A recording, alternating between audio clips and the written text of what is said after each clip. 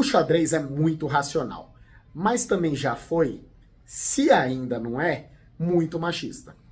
Gosta de se vender como um jogo onde só importa cálculo, lógica, frieza, mas achava que essas características eram exclusividade do gênero masculino. A história da fantástica enxadrista Judith Polgar, mostrada nesse documentário, não é só sobre uma mulher que venceu no xadrez.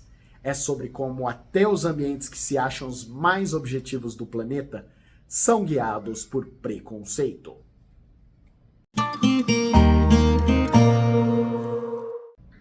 E aí, pessoal, espero que estejam bem.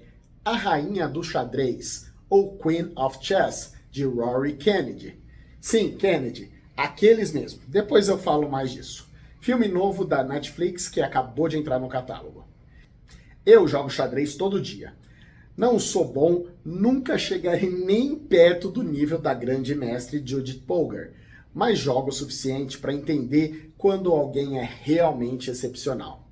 E é por isso que a história dela chama tanto a atenção. Não é uma daquelas narrativas infladas pelo marketing.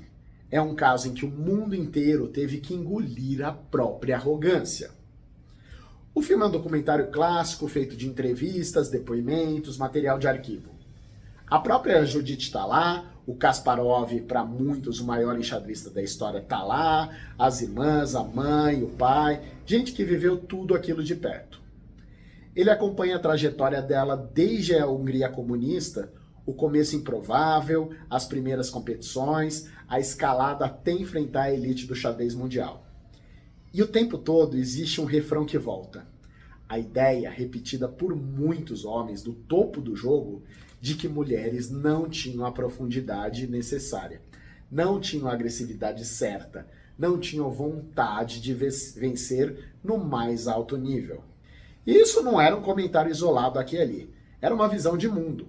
Gente importantíssima do mundo do xadrez dizia isso em voz alta sem constrangimento. Exemplo que aparece várias vezes no filme é o lendário enxadrista Bob Fischer, um cara que era muito problemático em suas visões de mundo e fala de misoginia sem problema algum. E o curioso é que o xadrez se orgulha de ser um ambiente onde só importa o mérito. Meritocracia. Tabuleiro, peças, regras iguais para todo mundo. Em tese, o terreno mais neutro possível. Só que na prática da elite enxadrística, o jogo estava cheio de certezas sobre quem podia e que não podia chegar lá. A Judith aparece exatamente como exceção que desmonta a regra. Ela quebrou todas as expectativas, tornando-se até mesmo a mais jovem grande mestre quando atingiu a graduação, superando o já mencionado Bob Fischer. E o que é uma vitória contra a misoginia mostrada por ele. E o documentário fica mais interessante quando entra a figura do pai. Porque a história da Judith não é só a de quem venceu o preconceito do mundo. É também a de alguém que cresceu dentro de um projeto muito específico. O pai dela queria provar que genialidade não é dom, é construção. Que com método, foco e obsessão você pode fabricar um grande jogador. As filhas foram educadas em casa, a vida girava em torno do xadrez. Tudo era pensado para esse objetivo. O experimento, em termos de resultado, deu certo. As 3 filhas viraram jogadoras fortíssimas e a Judith foi além de todas as barreiras simbólicas que existiam. Mas o filme deixa escapar uma coisa desconfortável. Mesmo depois de tudo que ela ainda conquistou, o pai ainda carregava a ideia de que ela poderia ter sido mais. Que se tivesse estudado mais 3 ou 4 horas por dia, poderia ter sido campeã mundial. Isto mostra a sua obsessão e o esquema alienante que ele criou para tornar as filhas máquinas de xadrez. E aí a história ganha uma camada humana que vai além do discurso inspirador. Porque não é só uma mulher contra um sistema machista. É uma pessoa real entre 2 forças enormes. De um lado, o mundo dizendo que ela não podia. De outro, o sistema criado pelo pai dela dizendo que ela tinha que. No meio disso, existe alguém tentando construir a própria vida, não só cumprir esse papel simbólico da máquina de xadrez. Como dito, o Garry Kasparov aparece no filme como uma figura importante nesse embate, não só pelo que ele representava como jogador, mas pelo que simbolizava como mentalidade da época.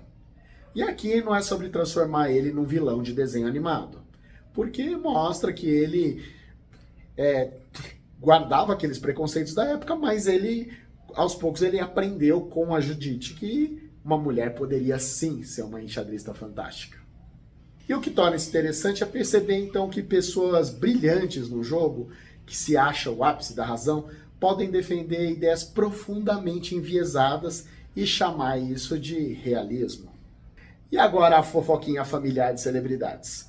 A diretora Rory Kennedy, como eu disse, é filha do Robert Kennedy, sobrinha do ex-presidente John Kennedy e irmã do Robert Kennedy Jr., secretário de saúde do Trump e anti-vacina. Diferentemente do irmão, que critica publicamente, Rory construiu carreira com documentário...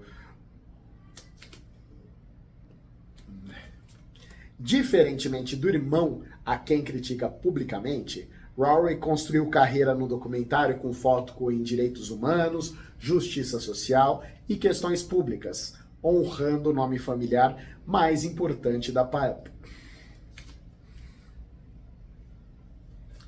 Diferentemente do irmão, a quem critica publicamente, Rory construiu carreira num documentário com foco em direitos humanos, justiça social e questões públicas, honrando o nome familiar mais importante da política estadunidense. E antes da conclusão, eu peço para você dar aquela curtida e siga o meu canal. A Rainha do Xadrez conta de forma simples e objetiva uma incrível jornada que revela que a exclusão das mulheres no xadrez era misoginia disfarçada de lógica. Diziam que faltava profundidade ou ambição, como se fosse análise técnica, quando era um preconceito. Um filme que nos mostra, através da história de Judith Polgar, que prova que genialidade não tem gênero e o quanto as mulheres devem lutar por serem incluídas em diferentes espaços. Nota 7. E aí, gostou do filme? Acha que competência tá ligada a gênero? Deixa aí nos comentários, eu respondo todos. E convido a ver outro pitaco sobre a questão feminina do filme brasileiro A Vida Invisível, sobre duas irmãs tendo que lidar com o machismo patriarcal. E fica o meu abraço.